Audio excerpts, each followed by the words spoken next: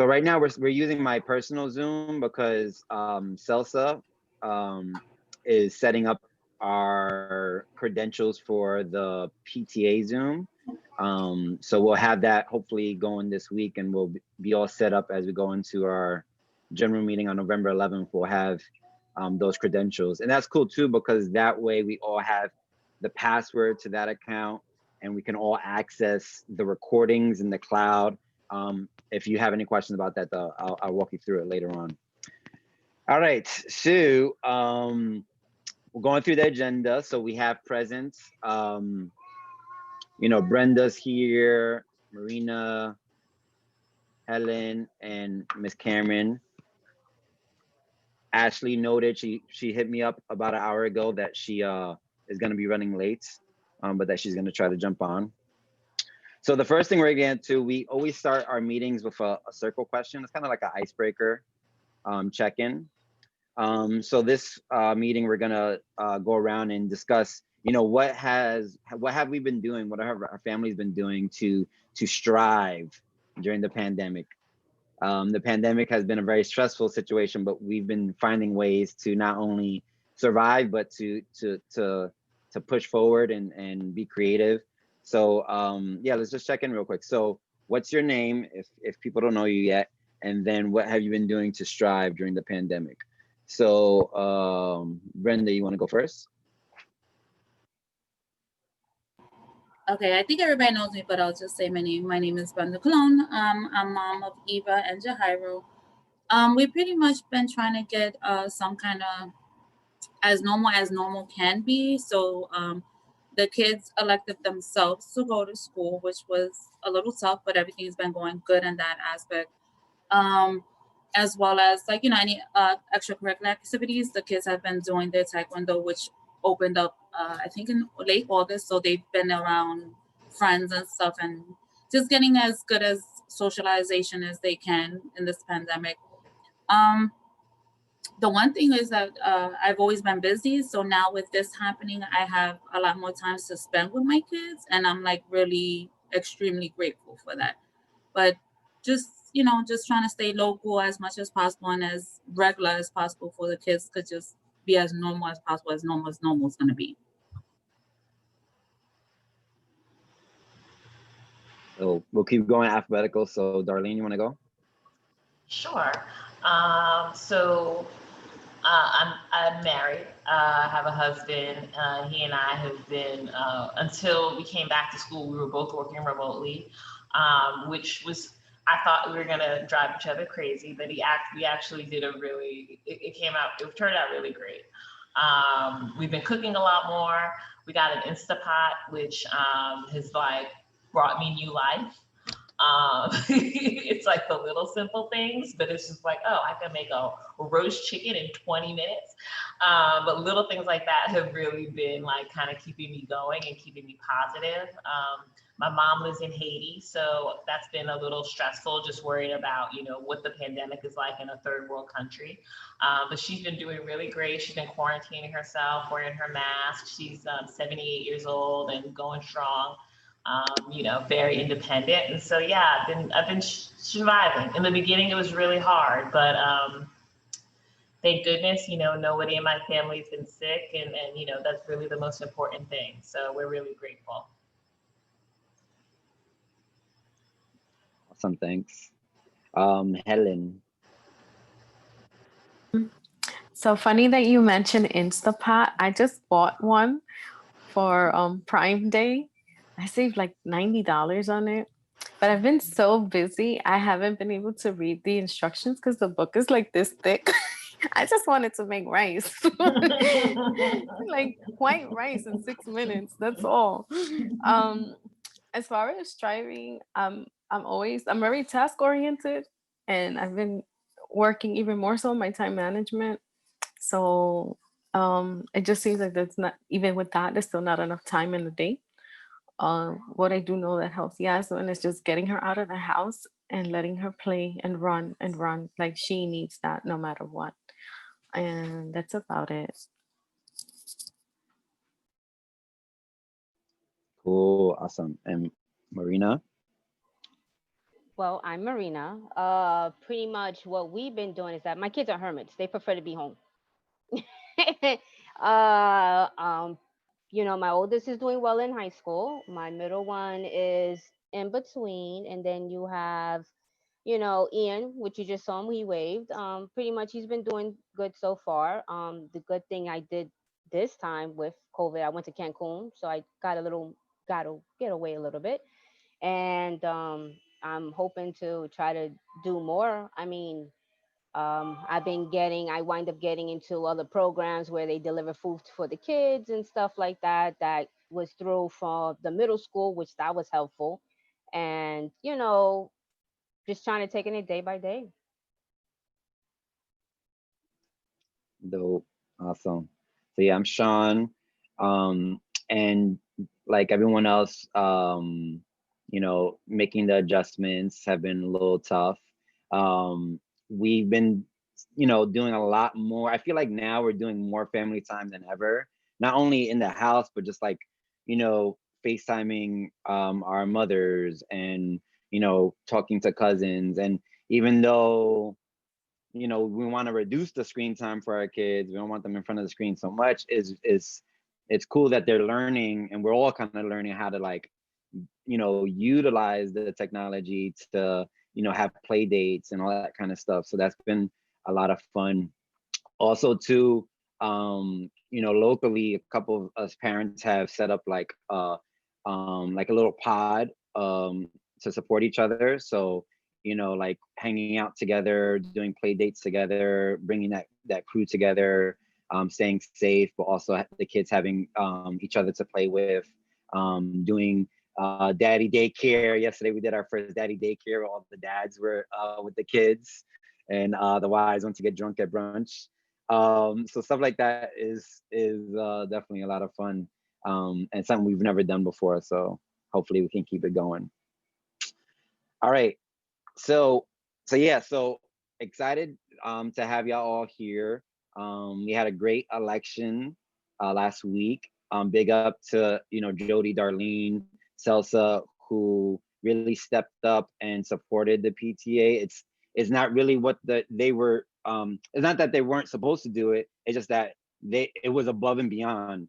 So we want to really thank them, because we were in a pretty um, weird situation with the pandemic, right? It kind of threw off all the PTA citywide.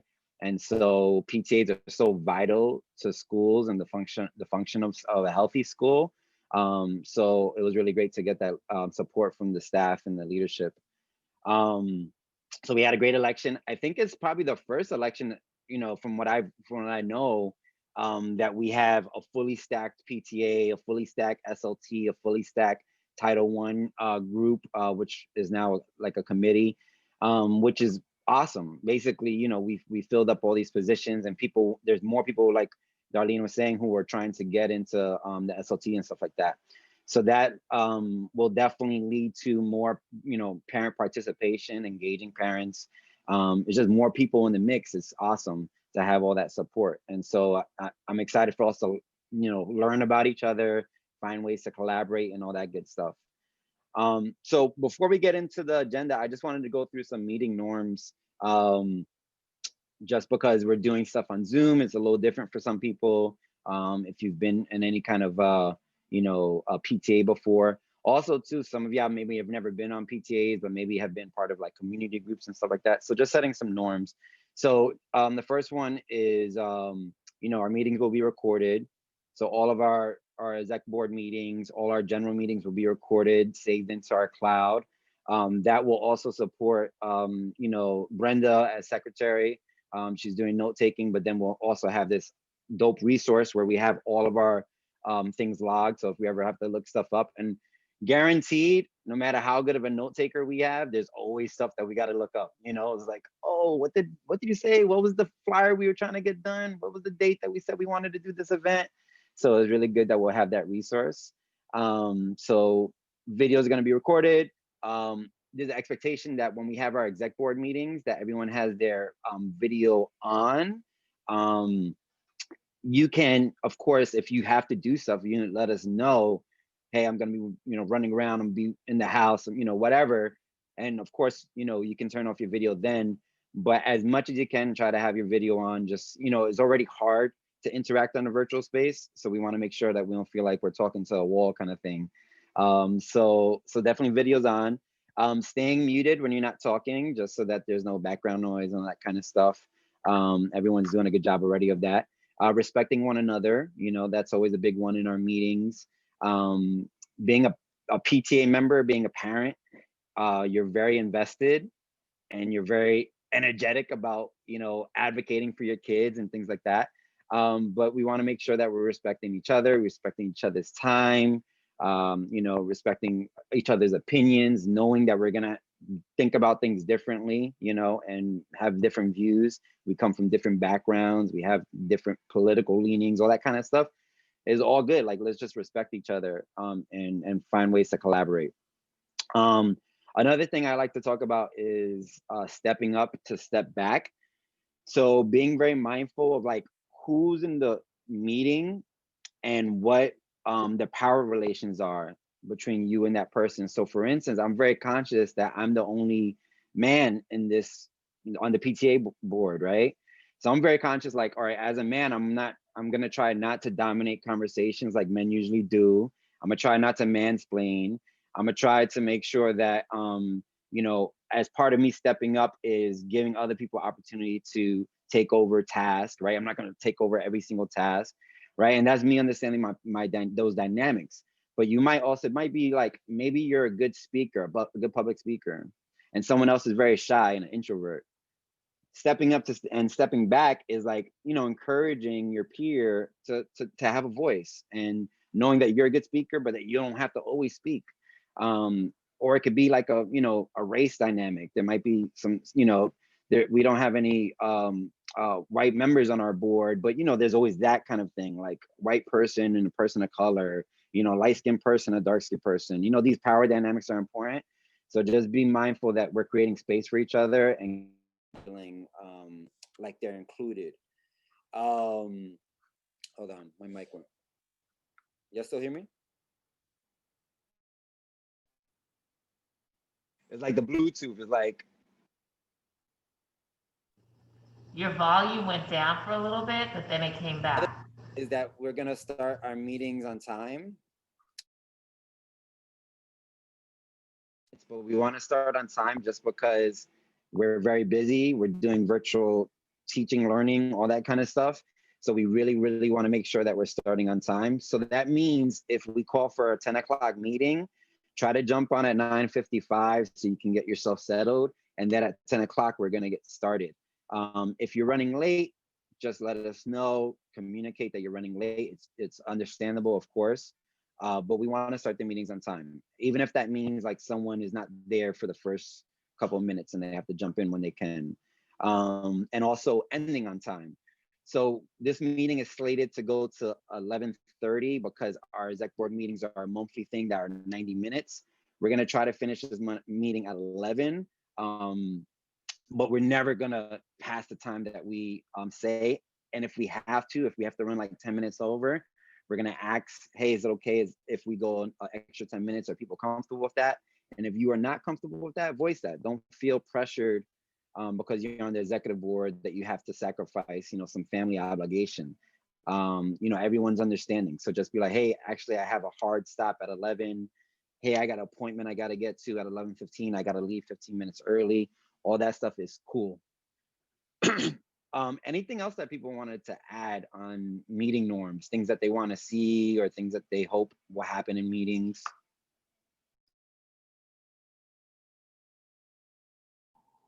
No, I think we're pretty much a good group that can respect everyone and listen to everyone's opinion, regardless of what it is.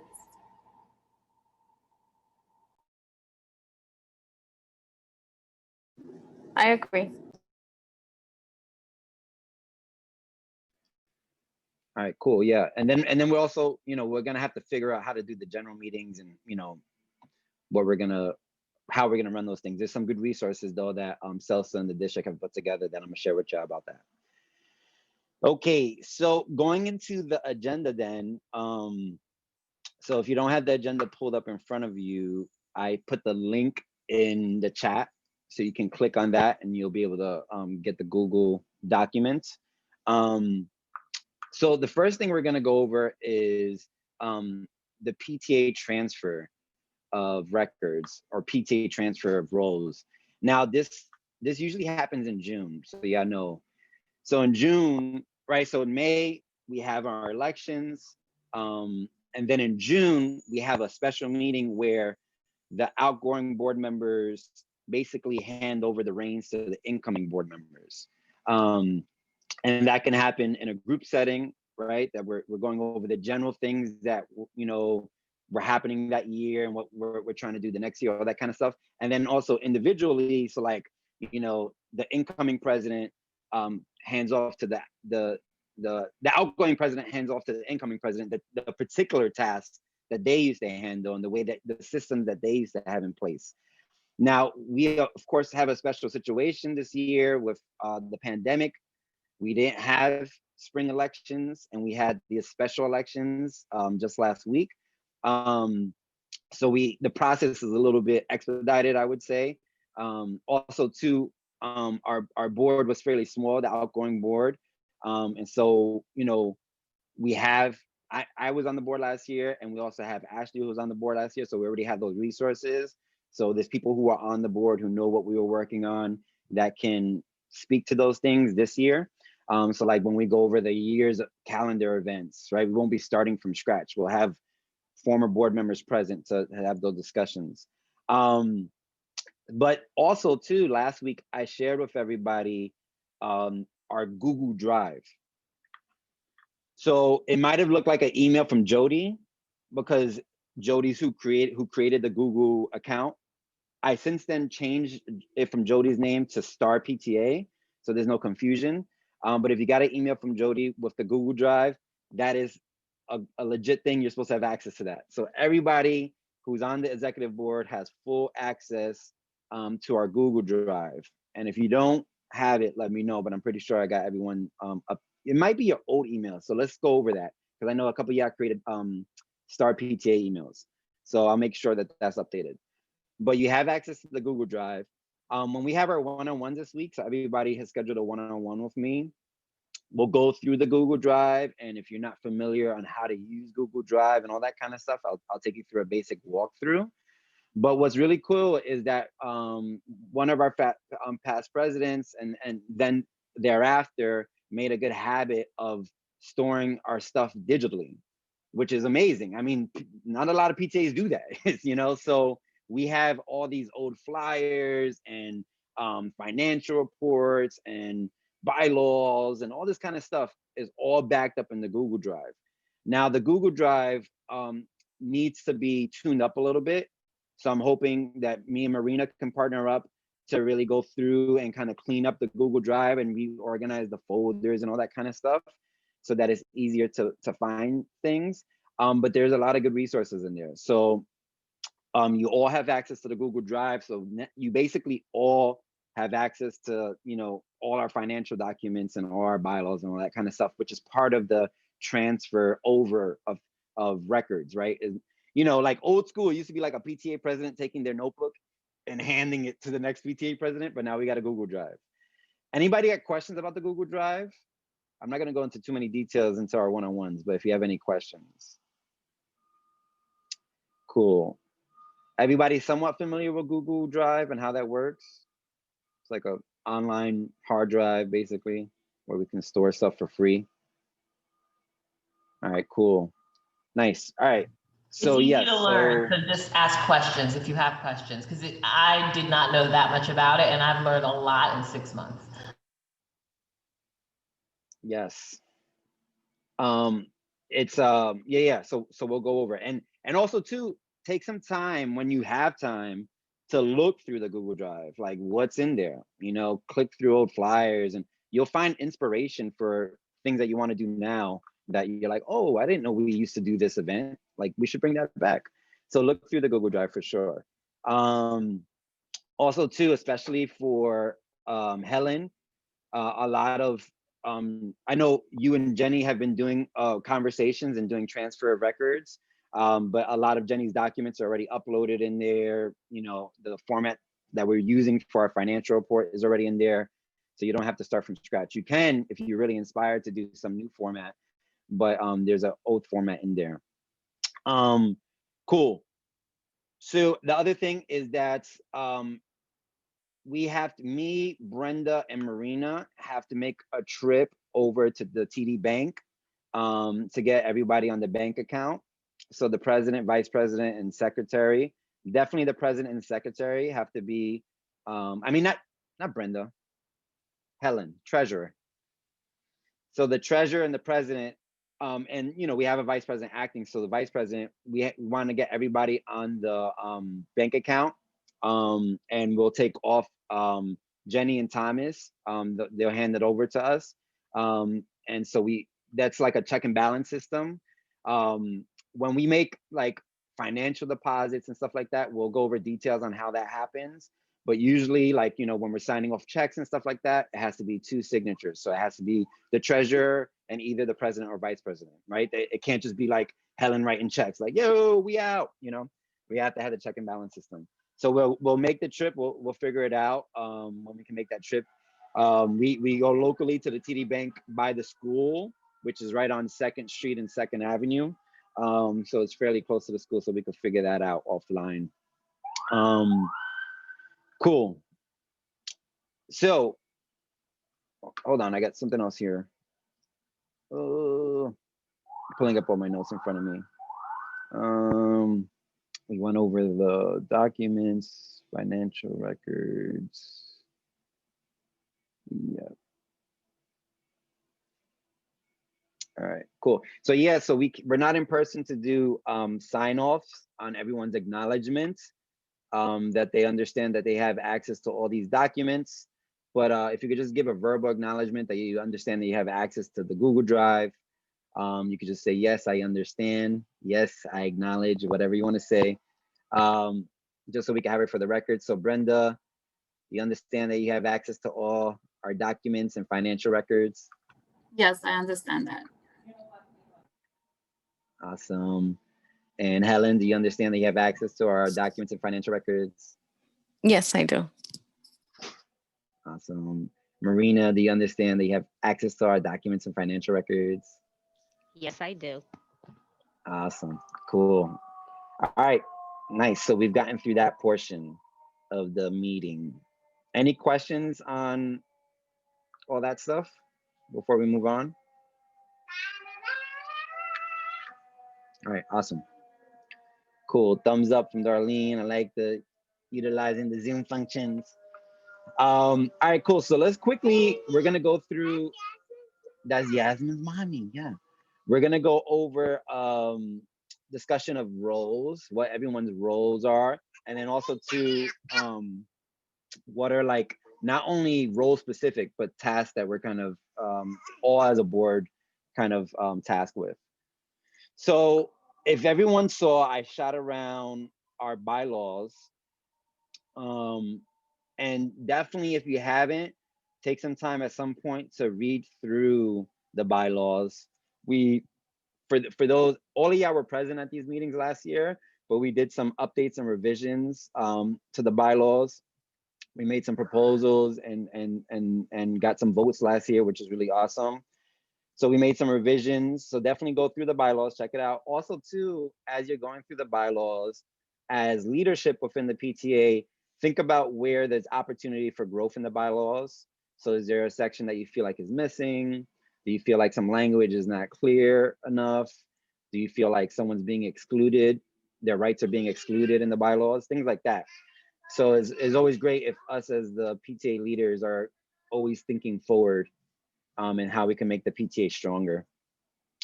So if you go into the bylaws under Article 4, you don't have to have it in front of you right now. Article 4, Section C is duties of officers.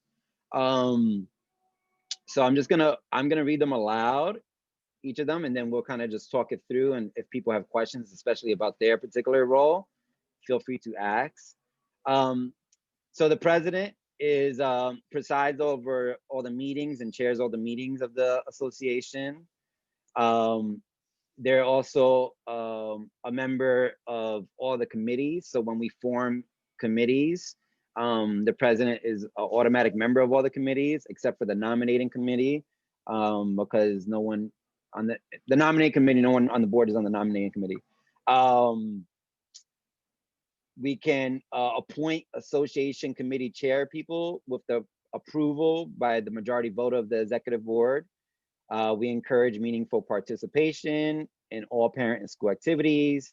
We provide opportunities for members to have leadership development.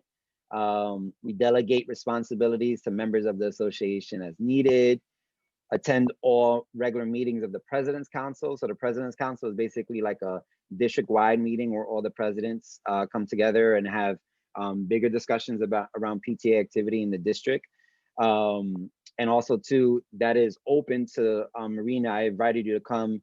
You wouldn't be a voting member, but you would be able to be present, an observing member. So it's the President Council meetings.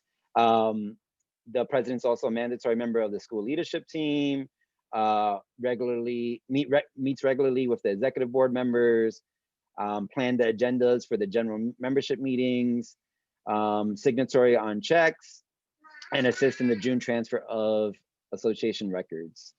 So that's the main roles of the president. So a lot of, being the chair of things and kind of helping with delegating and promoting people into leadership opportunities.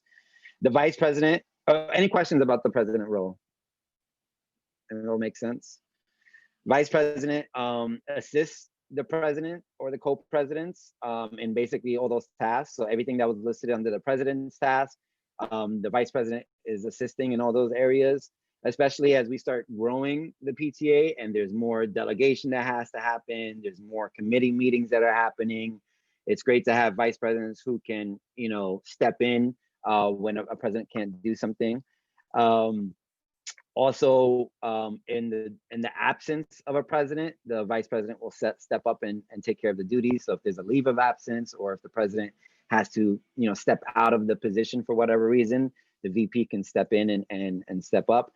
Also eligible signature on checks and also assist with the June transfer of association records. Any questions about the VP stuff? Marina, any questions? You ready? Yeah, I'm ready. I got it right in front of me. So yeah. Nice. All right, cool. Secretary. So secretary records the minutes for all association meetings, prepares notices, agendas, sign-in sheets, and materials for distribution at least 10 days prior to the said event. That's an important one. We put this in last year because we were having some issues with getting stuff out on time, which is super normal, right? Dates come and go really quicker than you think. But having this 10-day requirement is really helpful. So that's like if we're gonna have a big sale, we gotta get out a flyer or some kind of notice 10 days prior. We're gonna have our November 11th meeting. It's the secretary's duty to try to get out an announcement 10 days prior to that meeting that we're gonna be having a PTA meeting. Now, we're not doing printed flyers right now. So a lot of our notices are gonna be via Class Dojo. And potentially if we wanna create like a email listserv, it could be an email notice. And me and Brenda have already talked about working together and getting you all trained up on how to post on Class Dojo and getting comfortable with all that stuff. Secretary also prepares and reads the minutes at association meetings, distributes copies of minutes for review. So, once you get your minutes together, sharing those minutes for review at general membership meetings. So that will be in the Zoom world, that will be like Brenda having a Google Doc with her minutes and sharing that link in the chat. Hey, these are the minutes from last month. You can look in the chat to see the link. Maintain the custody of the association's records on school premises. So that's, when we have records on, the hard copies on premises, you kind of are in charge of making sure that stuff is kept together, organized, and protected. Incorporates all amendments into the bylaws, So if we do proposals at meetings, the secretary will kind of be working through the process of bringing those bylaws into the, or those proposals into the bylaws. Ensures signed copies of the bylaws with the latest amendments are on file in the principal's office. So again, just keeping things organized. May be responsible for reviewing, maintaining, responding to all correspondence addressed to the association. So like if we get mail, it's kind of, you know, the secretary along with the president, vice president to be responding to that stuff in a timely manner. If we get emails, you know, responding to those. We don't really have emails coming to us, but we do sometimes have like class dojo messages or a class dojo post. Like if we put a PTA post and there's a question in the comments, it's kind of Brenda's charge to be the one who's on top of the comments and replying to the comments. Of course, me and Marina will be doing that too, but that's kind of the secretary's role. And then of course, assisting in the June Transfer Association records. So the secretary it's a very important role. Sometimes when people think of secretary, it sounds like, you know, just like the office assistant kind of thing, but in organizational work, in you know, in the function of organization, the secretary is usually third in command. It's a very important role. And so in any case, we'll get you trained up, Brenda, don't worry.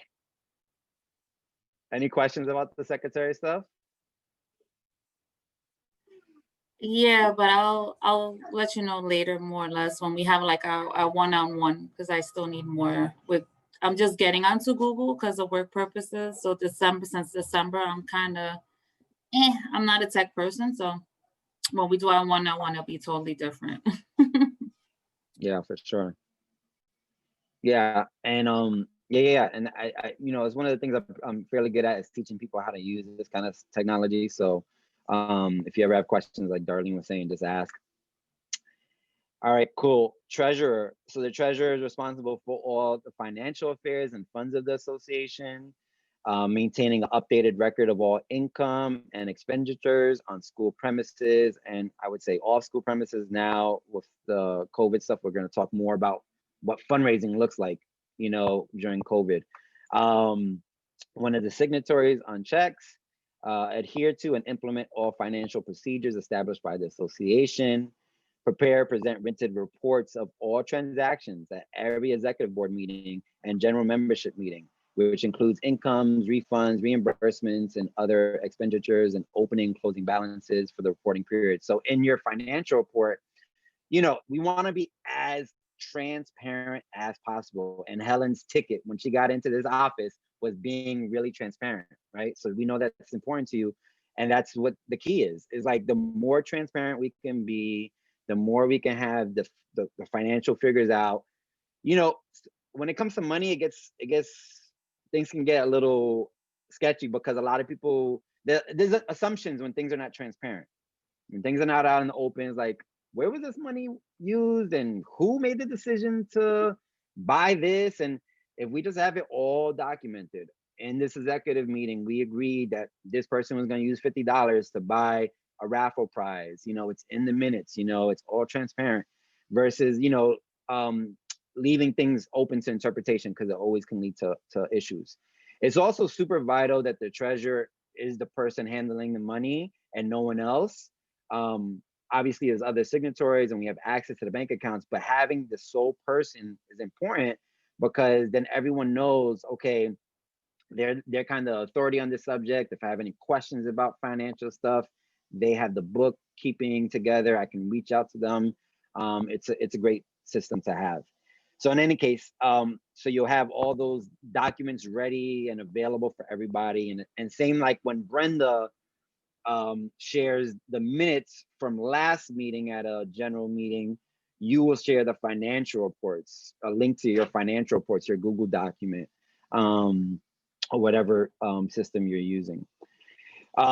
Also, the treasurer prepares the association's interim and annual financial reports. So we put together every year a proposed budget of what we're going to be doing in the following year. That didn't happen last year, again, because of COVID. So that's something that's an early task of ours this year. What are the major events we want to do this year? What is the major things that we want to budget for? You know, fifth grade graduation stuff. You know, different holidays. We want to host events. So the treasurer, along with the rest of the board, is in charge of getting all those reports together so that we have basically a financial plan for the year and we're not kind of just every month shooting in the wind.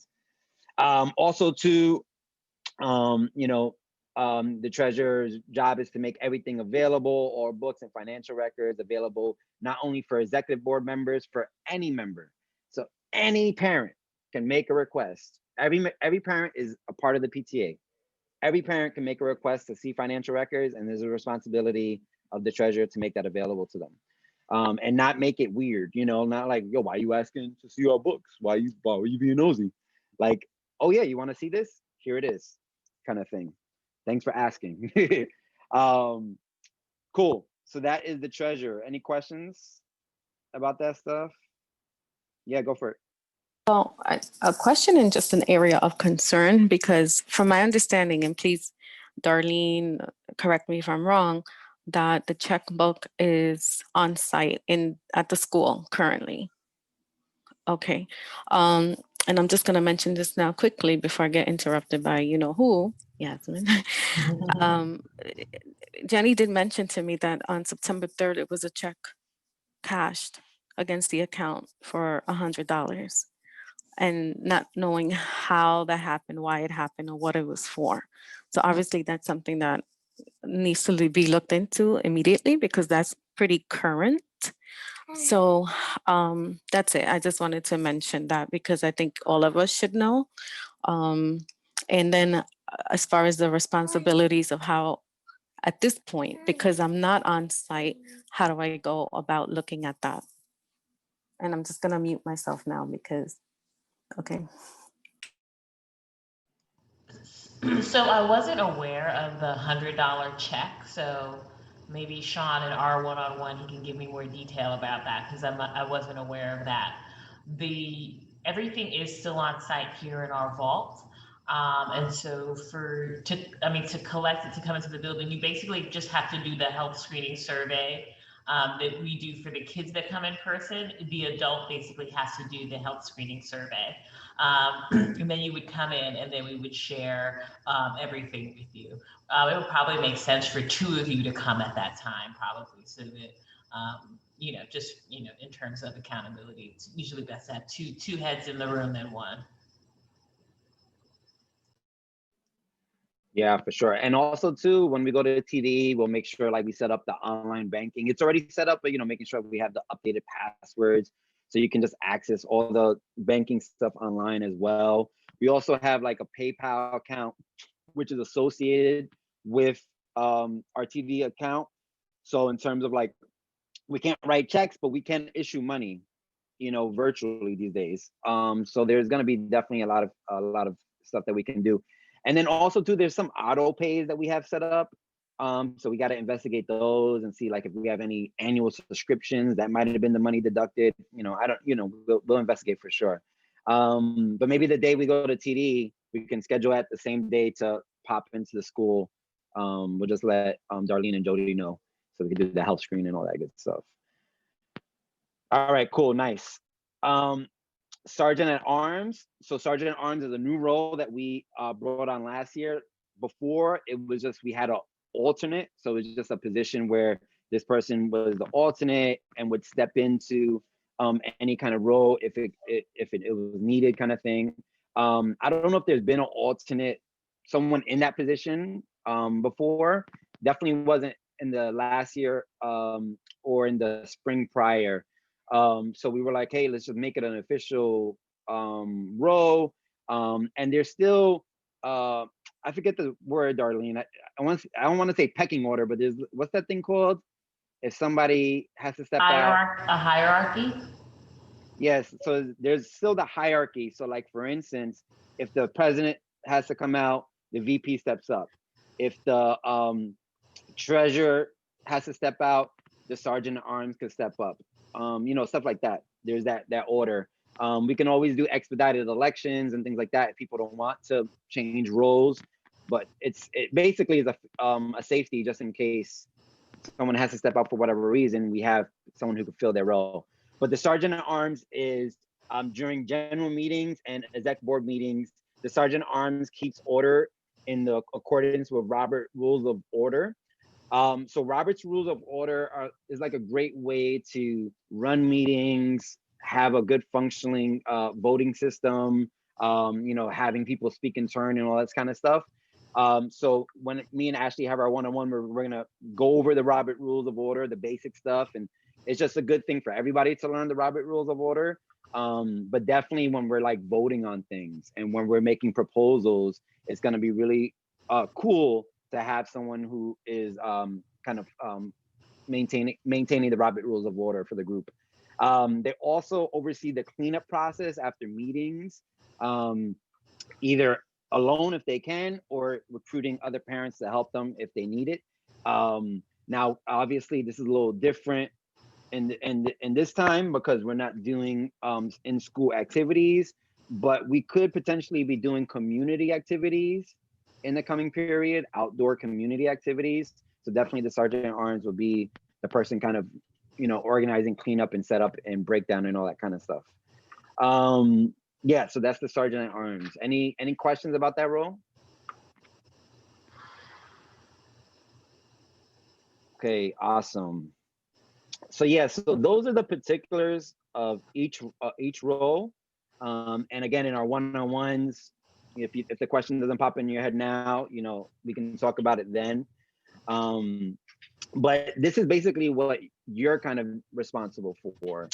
But as a group, we also have group responsibilities where, I'm the secretary, I'm the president, but you're still a board member, executive board member.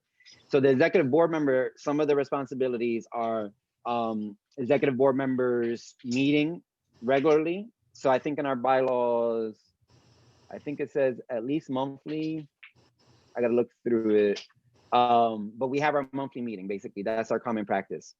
So every month we have a meeting, and it's a responsibility of the board members to be at that meeting.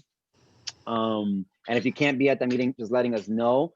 But there is, like if you miss 3 meetings consecutively, you are at risk of losing your board member position, right? And it's just a monthly commitment, so it's not like a weekly meeting.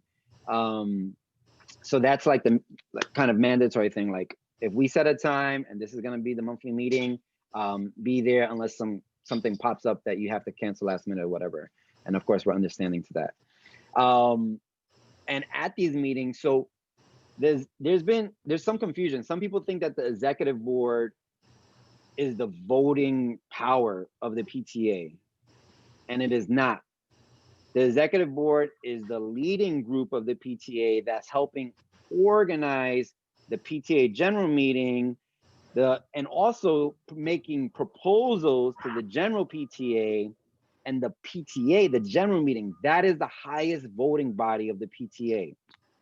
So we can't be like, oh, we're gonna spend $500 to buy this new science software for the school, and we vote on it internally. We don't have votes on the executive board like that.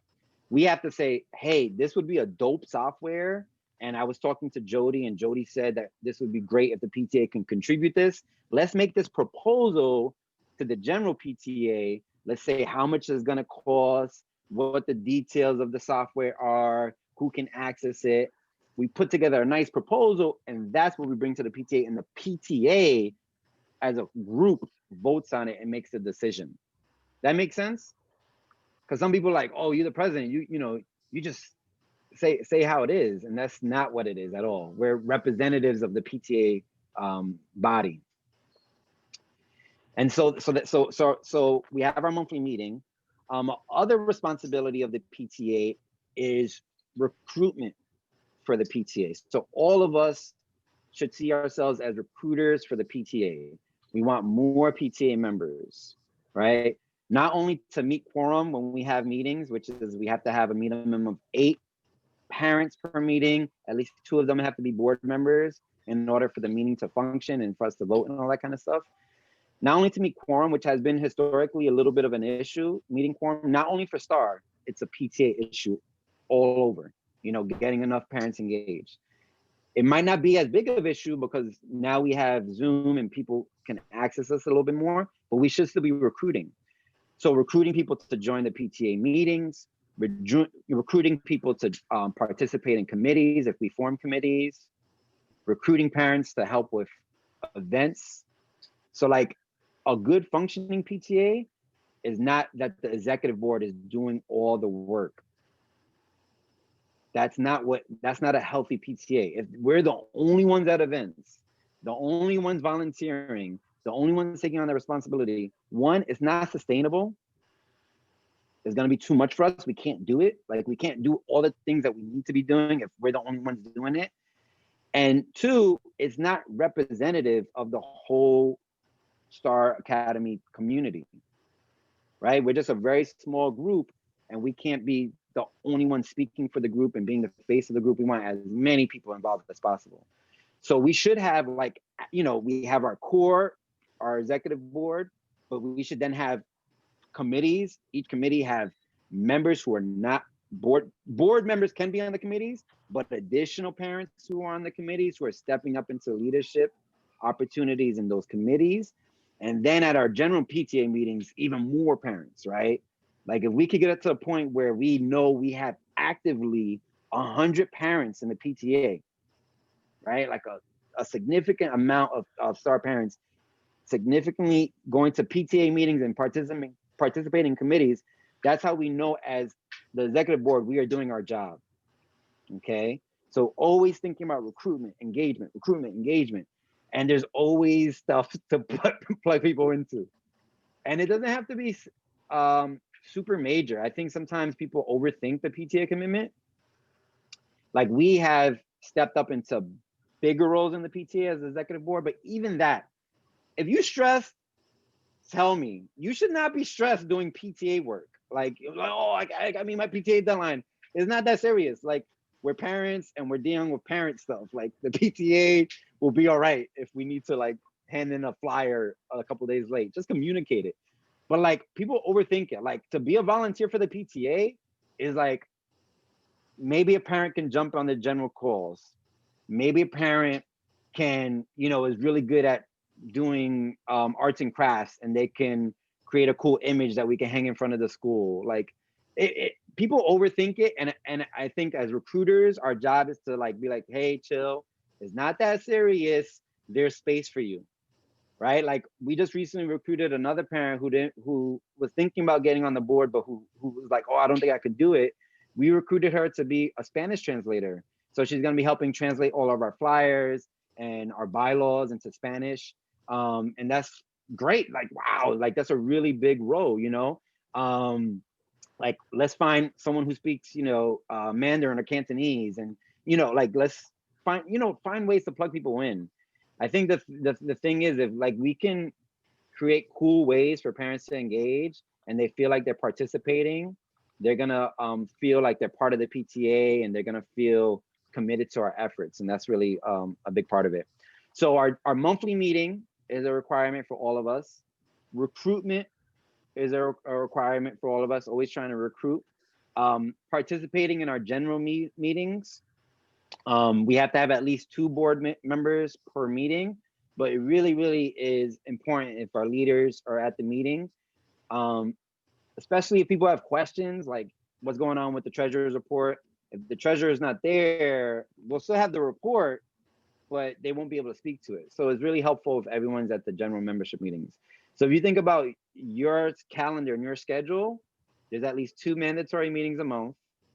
We'll always have those dates set way in advance. So we're behind schedule, but we should have the whole year. Like this is going to be our general meeting and our exec board meeting. Next meeting, we should plan that all out. So you're not second guessing it.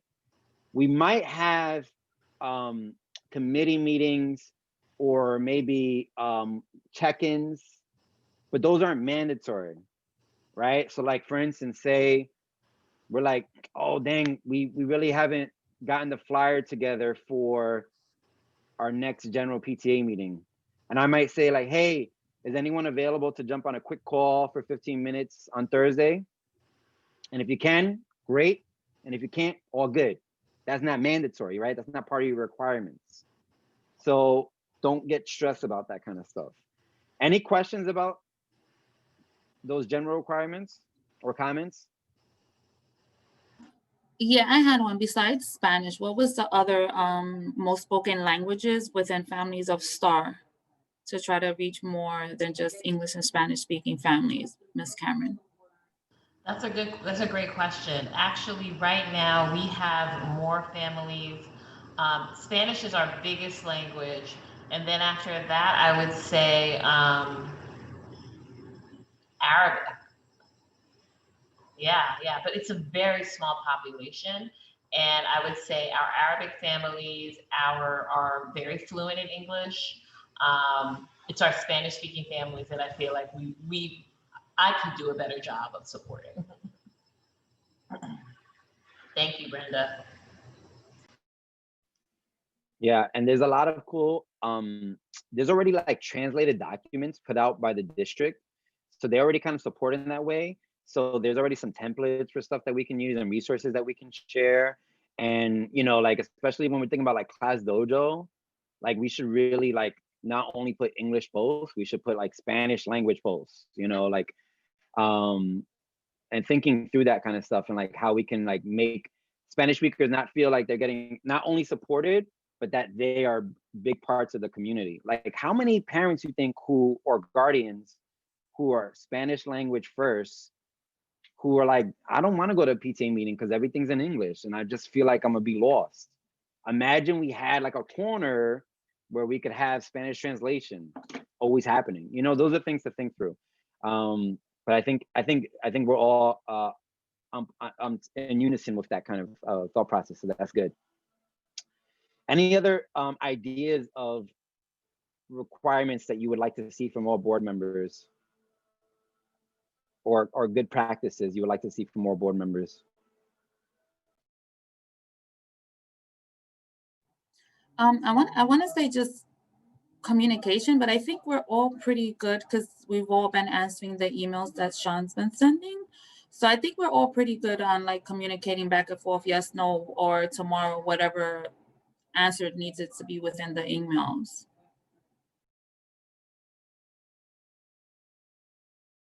I agree too. Yeah, communication. Yeah, go ahead, Helen. I'm sorry. No, just the communication. And, you know, I mean, ultimately, I think that the work is the work, right?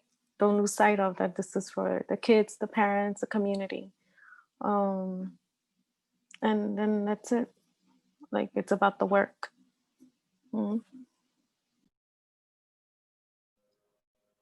Yeah, and also too, so y'all know from my perspective on communication, my main form of communication is gonna be email. So even though, you know, you might have my text, you know, we're texting, or you hit me up, you know, on the phone, all those ways definitely can reach me, but the way I'll communicate to the group is via email primarily. Just so that, you know, and if people are not comfortable with email, you know, let me know and I can figure out alternative for you. And yes, sometimes I'll be a little long-winded in my emails, but if you know, there's a key point, I usually bold it. I'll bold it. So it's like, all right, Sean's talking a lot of garbage right now, but all right, this is the most important thing. Cool. So yeah, committees. So committees are, we want to get committees functioning. Committees are basically working groups around different projects. So there could be like a fundraising committee. There can be a committee for a specific event. We're doing a Scholastic Book Fair virtually this season, right? I'm talking to Scholastic Books and we're figuring out how to do the virtual Scholastic Book Fair. So maybe we form a committee around the book fair itself. So these working groups are going to be the ones who are primarily charged with that specific thing, and they're reporting back to us, the executive board. So we have a committee. If there's someone who wants to step into a leading role in the committee, we can move them into a committee chair position. Now, committee chair position is going to be that key person who is organizing the committee meetings and reporting back to the executive board. Once we get committees going and we start finding these committee chairs, right? I think the process should not be forced, because people need to understand the responsibilities of the chair position. Like, and it has to be a real committee. It can't be like, I'm the one person on this committee and so I'm the chair. Like, no, let's form a committee first and then find who's the leader of that group and who wants to step into that role and take on that responsibility, and then they could be the chair. But really, the chairs we've talked about in the past, these are people too who we can invite to our executive board meetings. So when we have our monthly executive board meetings, we can invite our chairs. We can have executive board meetings where we say this exclusively to executive board meetings, but a good healthy practice, I would say, is inviting the chairs of the committees, inviting our principal and vice principal, having those open invitations if we need to have these dialogues. So committees are something that we definitely want to form soon. So in the bylaws, we have the primary committees that we are wanting to form, but we can always think of other committees that we want to form. And that's great opportunities for people to step into leadership position. So maybe they couldn't be on the board because they couldn't figure out how to manage a monthly meeting, but maybe they can be on the fundraising committee and they really want to help with fundraising during COVID times to support healthcare workers in our zip code or something like that. You know what I mean? So that's committees. Any questions about committees, how they function? Does it make sense? So, and also too, so the president is always a de facto member of the committees, but it also is a good practice is when we form a committee that we always have a board member present at a committee meeting. It's not mandatory, but it's a good practice because it's just a, you know, the committee chair or person who's going to be the committee chair is still developing into that leading role, and to have the support of a board member, or if the committee has a question like, oh, what does the board want to do around this? A board member could be present and answer that. Just like Darlene's here. We have a question, what is STAR's plans with, you know, the holiday? Are we having holiday celebrations? Can we do, you know, fundraising events in the courtyard? Darlene is here and she can answer those things. So that's kind of what the board member would be at a committee meeting, being able to answer stuff from the board's perspective. Cool. Our relationship to the SLT into Title I. So there is some dual membership. Some of us are SLT members and also on the PTA. That's all great. Participate in the SLT as much as you can. We're also gonna have the SLT get someone who's the, I forget what it's called, SLT PTA liaison or something like that. So when that person is decided upon, I think they're deciding upon it at the next meeting maybe. That liaison will be our point person, and that's someone also too that we could potentially invite to our executive board meetings if we want to know what the SLT is doing and how we can support and vice versa. Having a strong partnership there is going to be good. But again, you know, participate in SLT meetings as much as you can. Title I. So Title I, or the PAC committee, which is now called Title I, everyone understands that we're a Title I school, so we service, you know, primarily low income community, right? Our parents come from low income working class community, so we get some extra funding from the city. I think currently we're somewhere between 200 to 250,000 or something like that for our school. So it's like $1,000 extra per kid. It's a way that the city finds a redistribution of resources and supports, you know, schools that are servicing our communities. There's also some discretionary funds, which is I think like 1% of that overall budget can be used by parents to support our community. And so the Title I group is primarily working around discussions with school leadership on Title I funds, and also too what to do with that discretionary fund on a yearly basis. In the past, we've done like ice skating trips and things like that. So even though it's separate, it's not PTA money or PTA funds, We want to be in communication with our Title I folks. And of course, our treasurer is also our Title I chair. So I think that's going to be a natural connection. But we have to make sure that Title I decisions and conversations are not really happening during PTA time. So like Helen's, when she starts organizing her Title I meeting with her Title I committee, it has to be separate from the PTA meeting. It's kind of a check and balance thing. So like usually what we've done is this is the PTA meeting. Okay, we're concluding it. And now we're starting our Title I meeting. And if you want to stay, you can. If you need to leave, you can, kind of thing. And in the past, there's only been one person, the Title I rep, but now there's a committee. So ideally, Helen, her alternate chair, Jenny, are working to form a group, a committee, a Title I group that can work things through, and you can all be part of that as well. Any questions about our relationship to Title I and to the SLT? It makes sense? All right, cool. All right, we're almost there. We're almost at the finish line. Next point on the agenda, I have it in front of me. I think it's discussion on COVID, right? Operating during COVID. So this is a discussion that's been happening nationwide. What do we do? How does a PTA function? If we're not in person, how can we fundraise? What are ways to support parents, you know, like on a mental health level, on a financial level? What are ways that we as a PTA can support our teachers, give gratitude towards our teachers and our school leadership? You know, what are creative things that we can do around that? So I kind of want to open up the discussion really quick. And if you have ideas about how PTA operates during these times, go ahead and share them.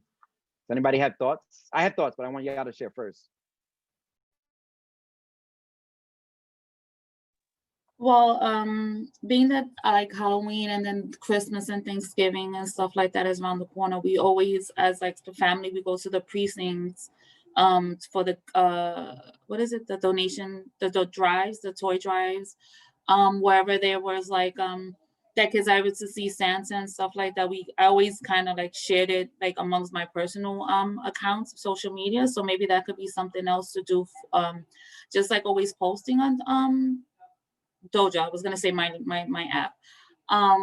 Just letting parents know, like, you know, if there is anyone having trouble during this pandemic, there are other places to go just to enjoy festivities that maybe you can't just provide for those families.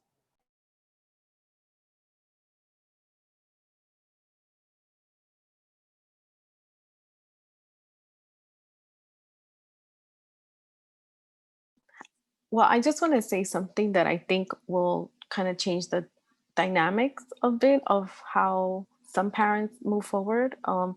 During this call, this meeting, the DOE just announced that November 3rd would be the only opt-in day for parents who have their kids learning remotely.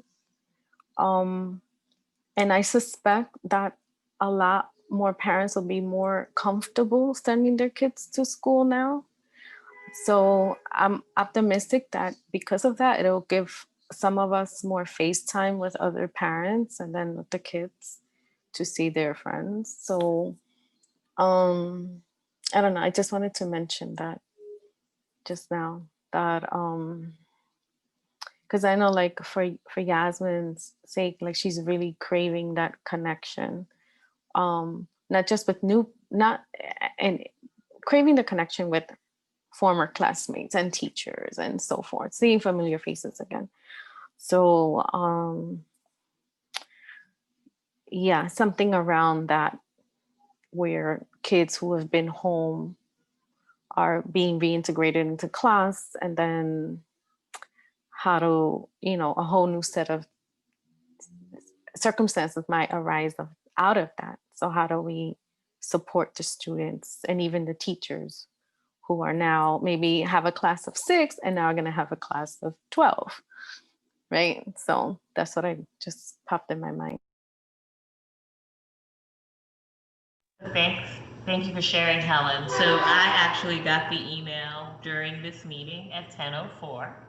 And they did say that what's going to happen starting on November 3rd, parents will be able to apply for opting back into blended learning. It will still be very similar to what we're doing now, where there are 2 days a week where the child comes to school and then 3 days where they're remote and then switch off the next week. But we will anticipate having more families come back. We'll also probably spend that first, let's see, we're thinking that the blended learning time will either start, we're not sure yet, either the week of November 30th or the week of December 7th. Knowing us, we'll probably start the week of December 7th, but we'll see. So we just got this information, and so the parents will fill out the learning preference survey, the CERN survey that they filled out in August and September, and they can opt back into blended learning at that time. I don't think we will have classes as big as 12 students because we do want to still maintain social distancing, but I can see anywhere from, I could see 10 students. I don't think there'll be more than that, or at least I'm going to try and keep it as small as possible. Thank you for clearing that up, because when they announce something on the news, it's like, okay, well, what does that translate to? How does that affect me directly, right? I'll have a parent town hall meeting also where I can explain to families once I know more. Okay, thank you.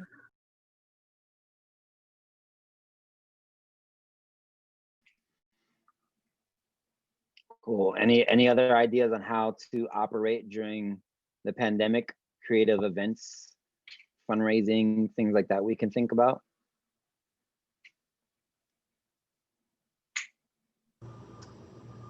I think it'll be interesting to see if we can get people to do something like outside, outdoors. When we did we kind of had that open house in the yard where the teachers kind of stood outside. Parents really like that. They really love that opportunity. So that might be something that, we might want to do again. And again, I think the fact that we're on Zoom, I think that's a great opportunity to get more people involved. So it can, we used to get, 20 people in the cafeteria. That's great. But if we can open it up and, now it's like you can be at work and just like have a secret call, or, people can just like, pop outside and participate. I'm excited to have Zoom as a way for people to access,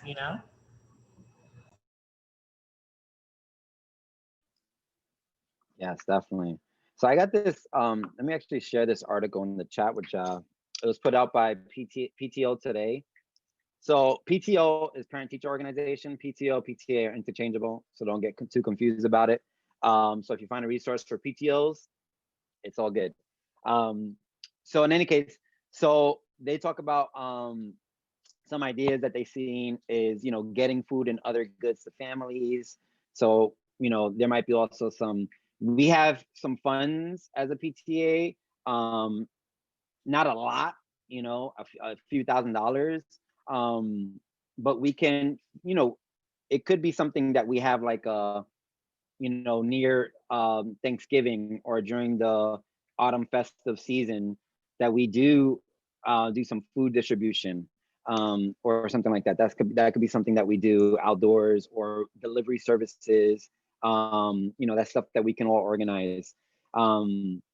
Supporting healthcare workers, so doing like fundraisers to raise money for a local clinic or something like that, or if we want to make a cool mural for the local firehouse or something like that. Those are things that we can organize. Like Darlene was saying, they talk about moving towards more online connections, so having social events on Zoom for students, but also for parents, like parent hangouts or whatever, support sessions, right? There's a lot of good resources, especially that the STAR leadership team has, with parent support networks and parent support organizations. So we could help facilitate those events, so if Darlene and Jody were like, oh, we know this great person that does mental health work for parents during COVID, can the PTA help us organize a meetup? That's stuff that we can do. Also too, like Brenda, you were saying, sharing resources on Class Dojo, not just putting up cool posts here and there, but actual resources. The STAR team already does a really good job about this. Darlene and Jody are very active sharing resources, but we might find resources that they haven't shared that we can share as well. So always thinking about that. You come across a great article or some free service in the neighborhood, sharing that. Brenda, you were gonna say something? I was like, I'm always one of those parents that whenever I find something for like the kids or just family for free, hey, listen, they're doing this, just head over there, this address from this time to this time. I'm always like one of those people for families that can just get on and just do something different, not just now, especially just staying home. Yep. So let's compile them. Share them. Let's share it with each other. Is this a good resource? You think I should share it? Post it. You know, like let's get it out. You know, let's not. We have an understanding on Class Dojo with the other teachers and PTA that we're not going to excessively post, and that we're gonna space out posts. So like if Jody posts something, we don't want to post something 30 seconds later. You know, so we want to space things out. So it needs to be a little organized. We can't just post random stuff and make it an Instagram feed. But there, a daily post. We could put out like a weekly digest or like a weekly newsletter where every week we share resources on, Resource Wednesday from the PTA. And every Wednesday we put out a list of upcoming events and, free library books you can get, all that kind of stuff. Other things is thinking about when we have our next meeting, thinking about what we have historically done traditionally. So candygrams and all this kind of stuff, things that are historic to PTA, how can we deliver them during COVID times? Like we should figure out ways to keep traditions alive because it is important for everyone to feel not that everything is normal, but that we're still aiming to be the same STAR community that we always have been. So how can we do things digitally and all that kind of stuff? Or like there's a picture instead of graduation, since the kids that have graduation at this school in the article that I sent you, the PTA organized like little handbags with like gifts for the graduates and set up a table outdoors and gave gifts to all the graduates. A lot of schools, I don't know if STAR did this, but a lot of schools did murals on the fences of their schools, pictures of every single kid who graduated that year. That could be something that the PTA helps organize. So yes, and also too, there's a lot of ideas about how to thank teachers. If we could surprise teachers with goodie bags and bath bombs and like how can we make our teachers know that we appreciate and care for them? Like the PTA, we can take that initiative and work with our parents to try to use some of our funds to show our appreciation. Cards, that we can get parents to sign off on, virtual e-cards, all that kind of stuff to think about. All right, cool. So we'll keep thinking about these things. Anyone had any other ideas to add? Marina, you had anything? Ideas, events that you were thinking about?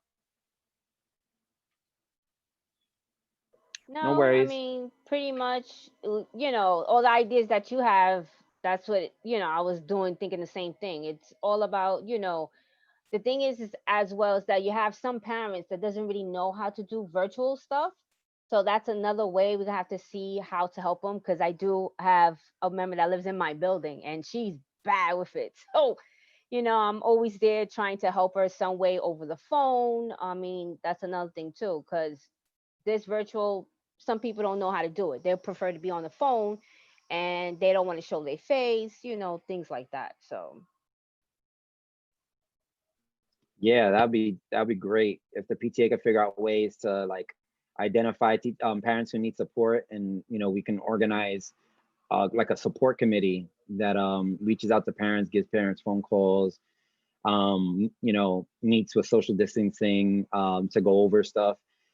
Other thing too is like I know of some PTAs, they set up like staff hours. So like every week we're gonna have a Zoom chat, or we're gonna be available by phone every week from this hour to this hour. If you're a parent, you have questions, you want to get in contact with the PTA, check out our staff hours. So that could be something that we can coordinate with each other. Whoa, good job, baby. Oh, okay, we're gonna find them. All right, almost done, the little ones get antsy. That's how I know the meeting's almost done. She's like, all right, dad, it's almost time. All right, so we'll keep thinking through that stuff. At our next meeting, we're gonna start putting together some proposed events. So keep thinking through that. So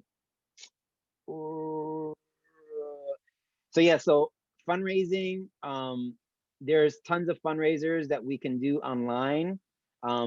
If we want to do fundraising, I think we need to be a little bit more conscious during these times that parents are struggling more than ever financially. Not only are we at Title I school, and that's a consideration, but people are struggling. So when we think about fundraising, it doesn't necessarily have to be from our star parents. Like we can think out of the box. We can reach out to people who want to support the star community, and we can make online campaigns to fundraise for different events that we share with friends, we share with more affluent friends, we share with organizations who might have access to some funds for District 1 parents, things like that.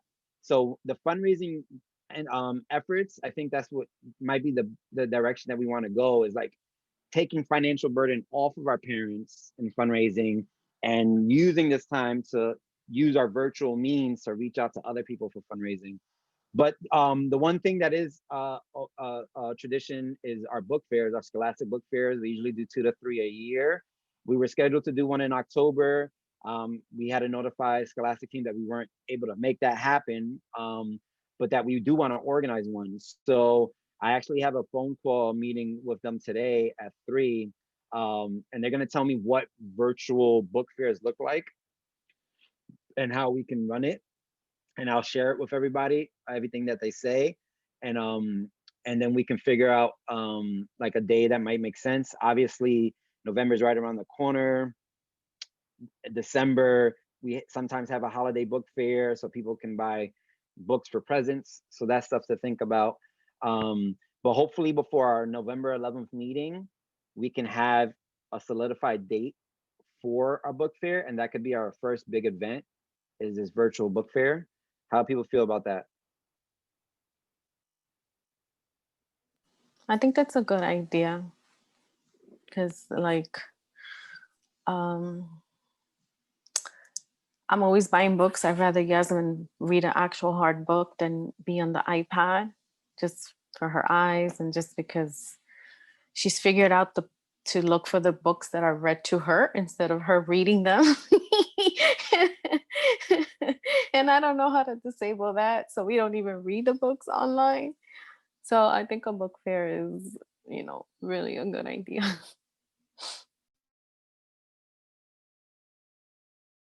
Oh, I was muted. Awesome. So yeah, so all right, so maybe that can be like our first thing. And the good thing about the book fair is that Scholastic basically does all the work for us. They have all the flyers and everything. We just, it's super easy, So, and they want us to be successful because that's how they make their money. So if we just get on the phone with them or email them, like they're super down to like facilitate it and help us. So in any case, so yeah, so if we think about our November 11th meeting, that could be like one of the major things that we talk about. Also, we have to figure out with our November 11th meeting what time we're going to have our meeting. Historically, we have done meetings, and in our bylaws, meetings happen after drop off in the morning, so 8:30.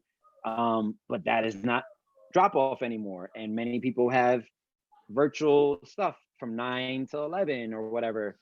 So what do you think in terms of proposed time for our general meeting to try to get the highest participation on I November think 11th? possibly like the way the town hall meetings, because I normally try to attend them, and like that 5 p.m. mark it draws a pretty big crowd. By then parents have hopefully stopped with virtual learning, but some parents still struggle with it. And then on top of that, parents are already transitioning out of work. So I know a lot of parents jump on instead of being virtually seen, they jump on the calls as well.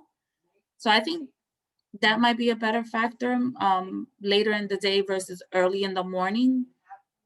because we still do have like a lot of parents. And I think that's really one of the main factors. The times of the meetings is because a lot of parents are working parents, or that they work early morning or afternoon and really can't physically come in and stay, even though they're like, oh, I can't.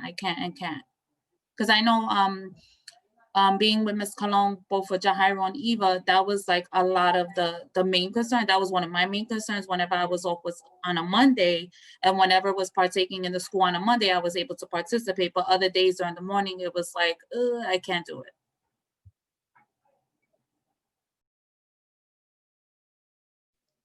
Yeah, so 5. Yeah. Like, I mean, the reason we hadn't done 5 in the past, we talked about it, we might have done it in other times, is because people have to get home to start making dinner and all that kind of stuff. But since it's virtual, it's something that we can kind of work around if it's happening only once a month. So 5 might be a good idea. Anyone else have any ideas? And Darlene, do you know if on November 11th, if there's any district events or anything happening around that time that would conflict? Let me check my calendar. Okay. I think it's Veterans Day. Yeah, it's Veterans Day, 11/11.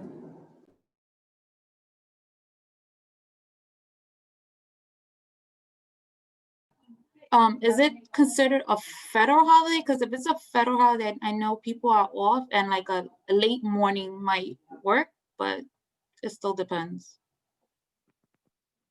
I don't think people get off that day. Schools are open that day, right? They're closed? School is closed that day. School is closed. Yes. So Well, yeah, I could yeah, take so that to an advantage, because if school's closed that day, you know, you could have the whole day to figure out what to do and how to do it. You know, because you know, a lot parents do come at 5 o'clock.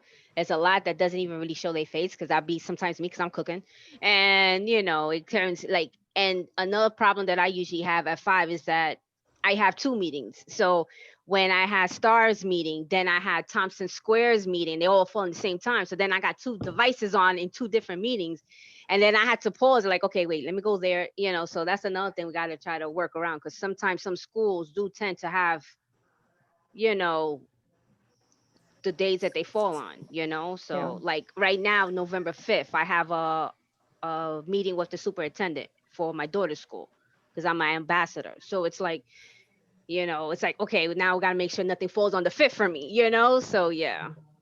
Okay. Is there a way to take like a poll, like poll the parents, and then just see on November 11th on this day, what time works for you?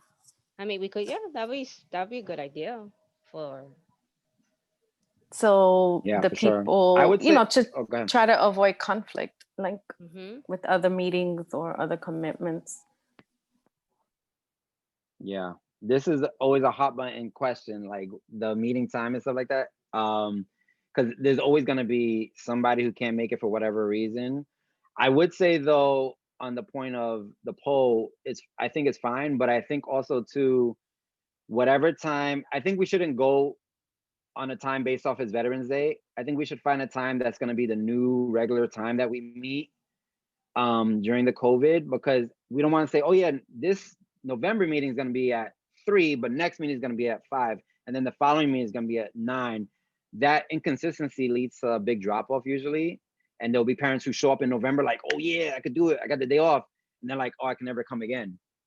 You know, so I would say I would be more in favor of like whatever time we select, it being like the time that we think going forward might be a good time. Yeah, and we could poll and keep it open for a couple days and see like what people think. Is there a functionality on class? Sean, I think you got cut off a little bit, or maybe my screen froze. No, you got cut off, Sean. I think he meant to say, is there functionality on Class Dojo? And then that's when he got cut off. So I don't know if there's a way to do a poll on Class Dojo, but I have been using this app with my staff called Doodle. and you can do doodle polls, and you could basically select several dates and times and then have people select the ones that they're available for. You can say select as many as you can do, or you can say only select one. And then after a few days, it tells you which selection people pick the most. I'm just looking on Dojo really quickly to see if there's a poll, a way to poll.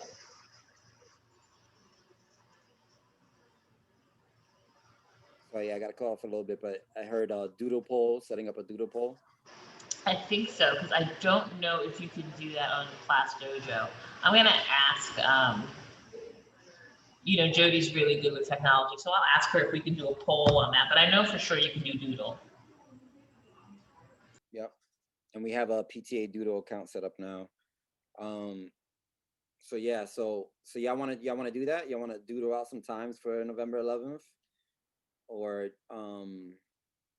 framing it as the general PTA meeting new time or something like that? Do you think doing it on November 11th do you think that's the best day? Do you think we should try and do it on a different day? Just because I'm thinking about, it is going to be the first time the kids have had a day off, and families might want to spend time with their kids. Just even election day is not really a day off. We're doing remote learning on election day even. And so I'm just thinking about people wanting to just like take a break. I don't know. Yeah, I think I agree with that. As a mom that's virtual, working virtual, having a child, a day that schools are closed and we could just put up our feet and not really worry about any kind of virtual anything. So maybe, can we move it to another day? Right. So just a heads up, I just saw that time is 11:32. Is okay if we wrap up at 11:35? People comfortable with that? Another 3 minutes Yeah, just to close out. and then I can't go past that because I have to go feed her. either. I've been ignoring her for an hour and a half. So Yeah. All right, who cool. knows what's going on? Yeah, I know.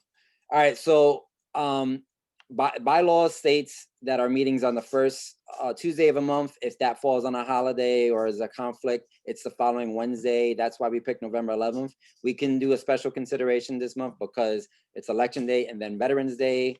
So we could do another day. If we did another day, I would probably say like November 12th or something like that. Thursday, November 12th might be a good day. And then we could put out a doodle post on like, we can 5 time slots on November 12th. We're going to keep the polls open until Wednesday night or something like that. Please vote on the time that works for you. The one that gets the most votes will be our new time going forward, something like that. All right, cool. Awesome. All right, so we'll do that. That's great. And hopefully that'll be good. First engagement for parents. So our next meeting for us, the executive board, is going to be in the minutes you'll see, it's on November 9th. Okay, so that's our next scheduled. So that's our November executive board meeting. Our October board meeting, we did it now, special period, but at that meeting, we want to kind of solidify the book fair proposal that we want to give to the general body, and also solidify the agenda.